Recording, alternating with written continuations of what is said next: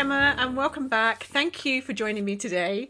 In this video, I am going to be sharing with you my stories by the month process, how I put everything together basically. So I'm going to show you the programs that I use. I'm going to show you how I use them, but only very briefly because if I did a tutorial and everything, this video would be very long. And also how I put my physical project together. So here we go. The first thing that I do is I use Google Photos. So my husband and I, we share a Google's photo account. So any photos that we take on our phone, which is predominantly how I take photos, they go into Google Photos. His photos and my photos. So if we've been at an event together, he'll have photos and I'll have access to those. Google Photos lives on your phone. And when you take a photo, it automatically uploads to it. So there is not another step. You don't have to physically upload things to it, although you can if you want to. So my first process is to create a photo album, which you can see I have one here for March 24. And what I will do at various times throughout the month, I will go through all of the photos for March, and there's a little tick box here and I'll tick that and then assign it into the March album. Once I've got all my photos in the March album, then I will export it to my hard drive, just download it to my computer. And then once I've done that, I will open all of those into Lightroom. So Lightroom is a photo editing application. I use it because I've just always used it, so it's just habit more than anything else. You could use anything for this process. You don't even need to do this process, but the reason I use it is because sometimes I find that I have photos across a spread and they're taken in different situations, and some of them can be quite dull against a really bright one. So I just like to even them out a little bit. And then once I've gone through that process, I will then export them into a folder on my computer, which then automatically uploads those same photos into Eagle. So Eagle is a library, basically. It's called a digital asset management because it catalogs digital elements, whether they're artwork, JPEGs, PNGs, files. You can catalog anything into it.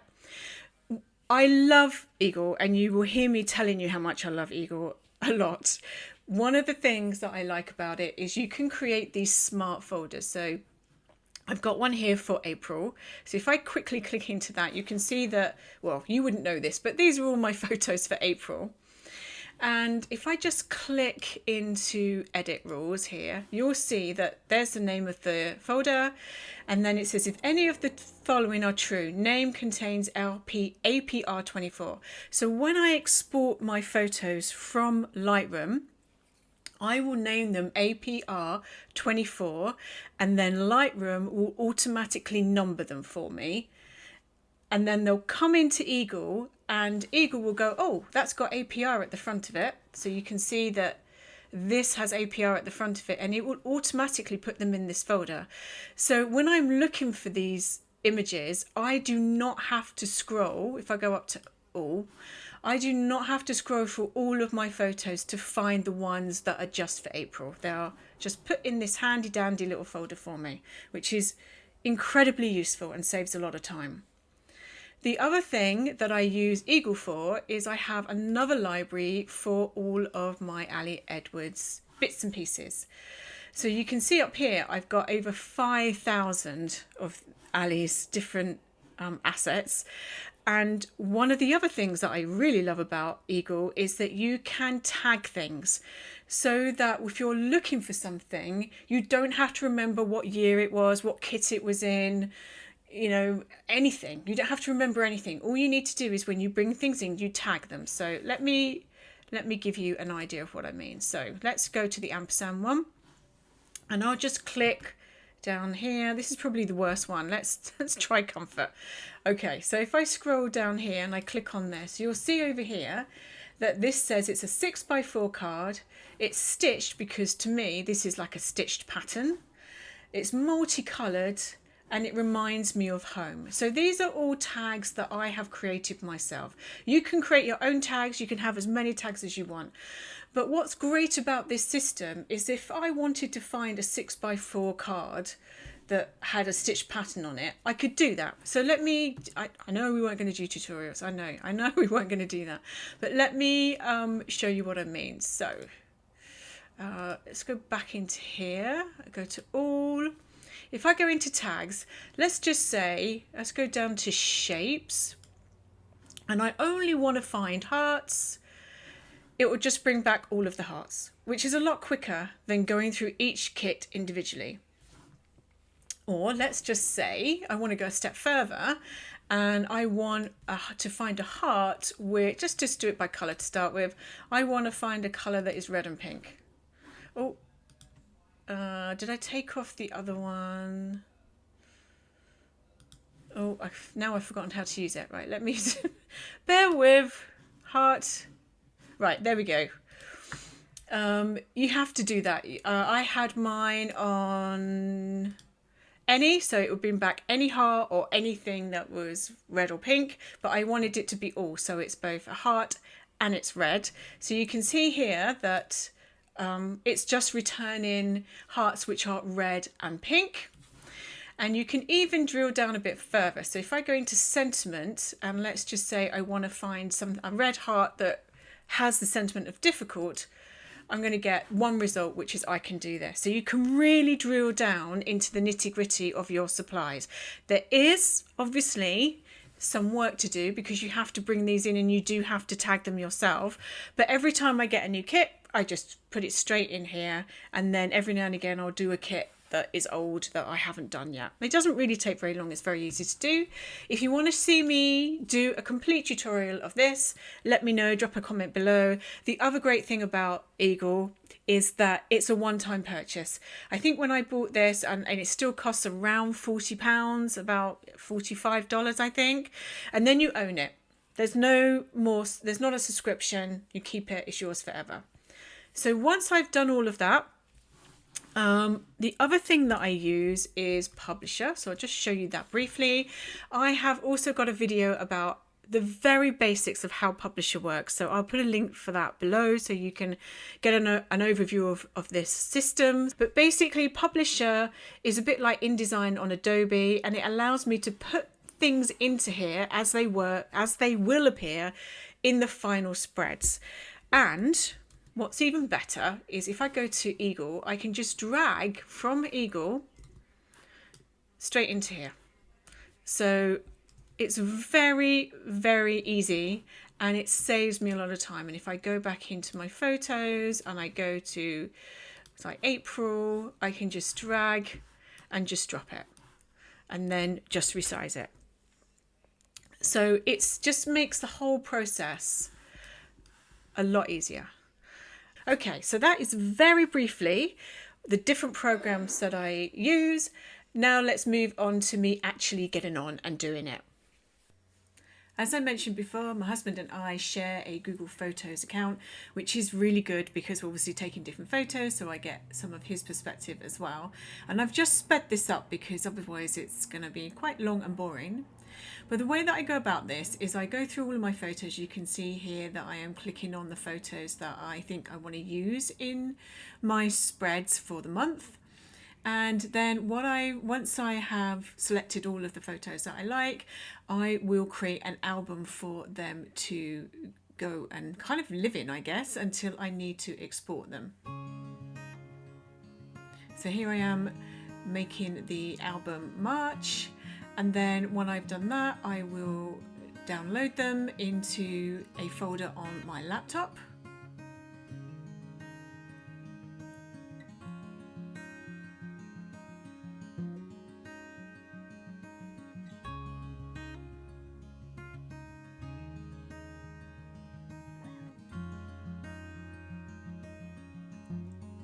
And then I'll open a new folder on my Lightroom and import all of those photos in.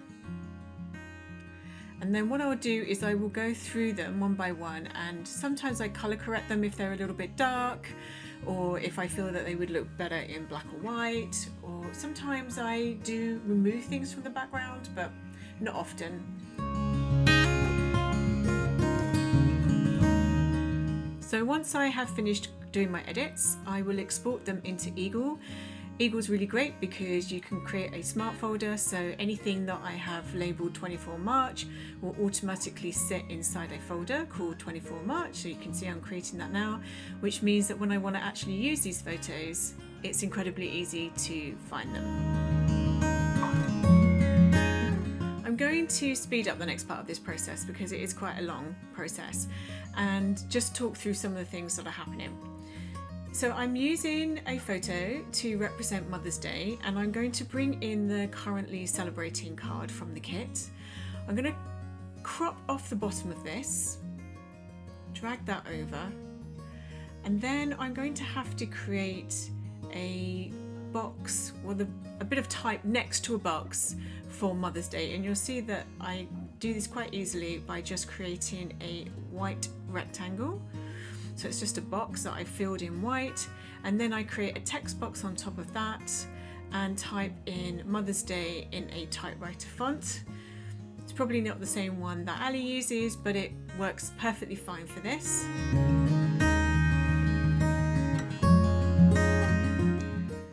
So from now on, you're going to see me bringing in my photos, and then you'll see me bringing in different things from the kits. I tend to go backwards and forth, so I'll probably bring in quite a few photos, and then when I figure out where the gaps are, I'll look at the kit and bring those in. Or sometimes I'll look at the kit and I think, oh, I actually really like that particular card and I really want it to go with this particular layout. So you'll see that I will move things around an awful lot.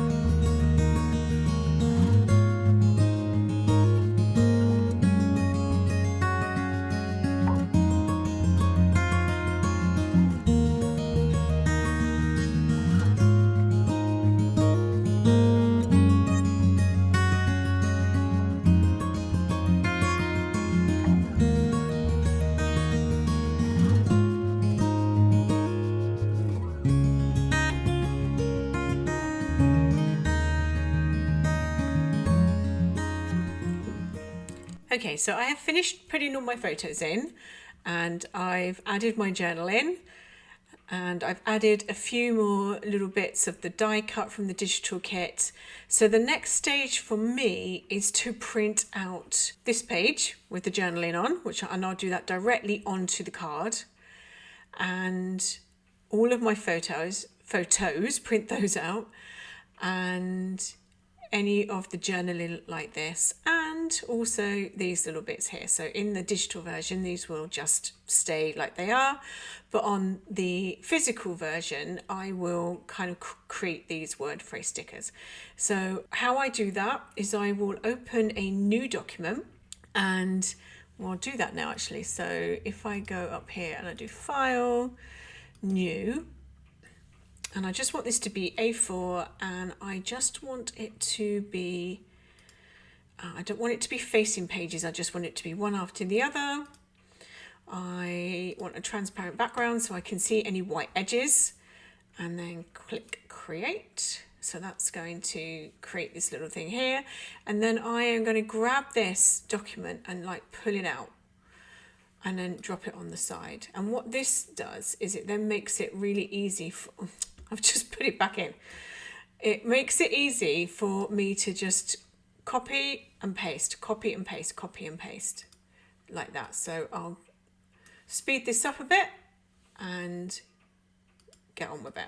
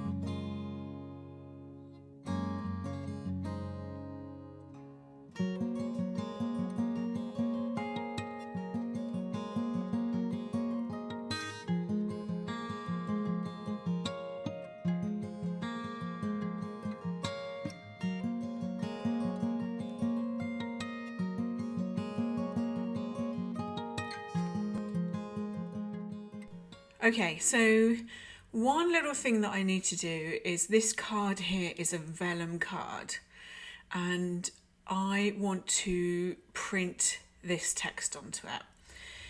So the way I'm going to do that is I have my print file, which is now empty because we've printed everything. And I am just going to grab everything in here. So the background card, and also the text, which I think is this one here. Control C to copy them, and then dump them in there. So this card here has been cropped down. This is not the full card, and I want to make sure that it is the full card because I want to make sure I get this bit in the right place. So I'm going to pop into, what I was going to say is I'll go into Eagle and find the card. There it is. Pop it alongside it, and then grab this and just put it where I think it needs to go. Let's just zoom right in. I'm kind of wondering, I like it there, so that this piece of white is not got text on it, and this kind of bit here. What I'm going to do then is run this through my printer on a plain piece of paper. Then I will get the vellum card and position it over the printed area here. I'll be able to see where the vellum should be because I can match it up. And then when I've done that, I will take this background off so it only prints this area here on top of it.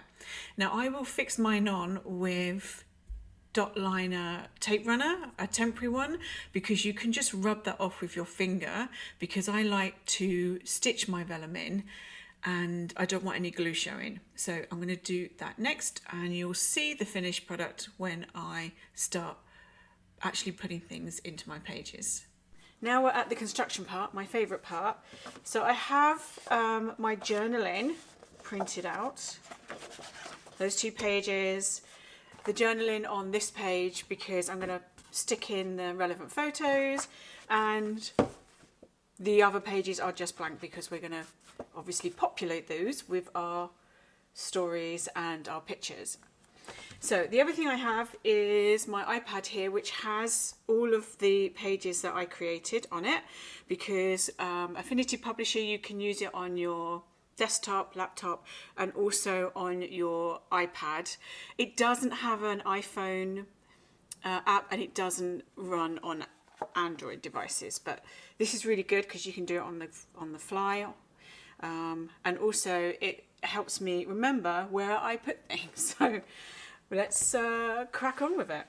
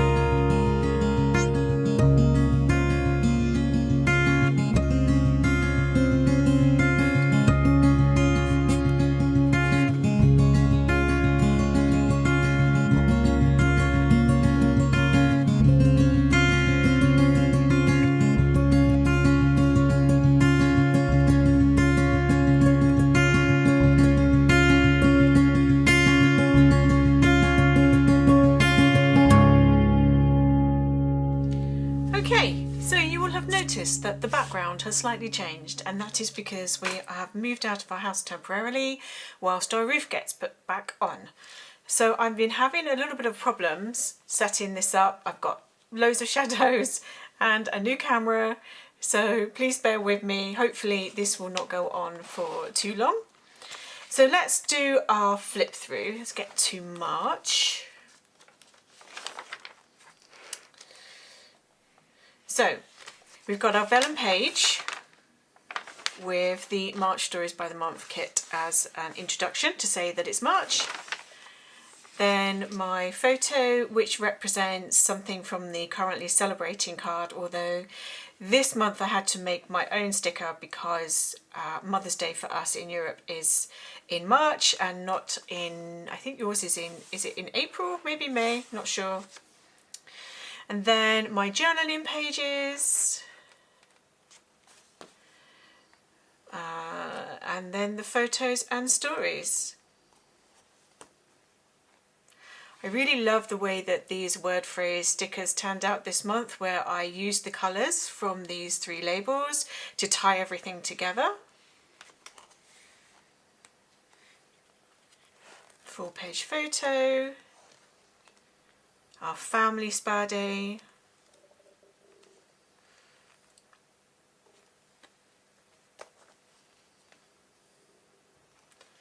and finally my March looked like this.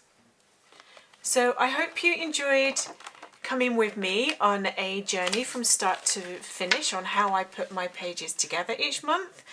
It was long, but thank you for bearing with me. If you enjoyed the video, please give me a thumbs up. Please do it now if that's not too cheeky, because it's so easy to forget. And I will see you all in May to share my April stories.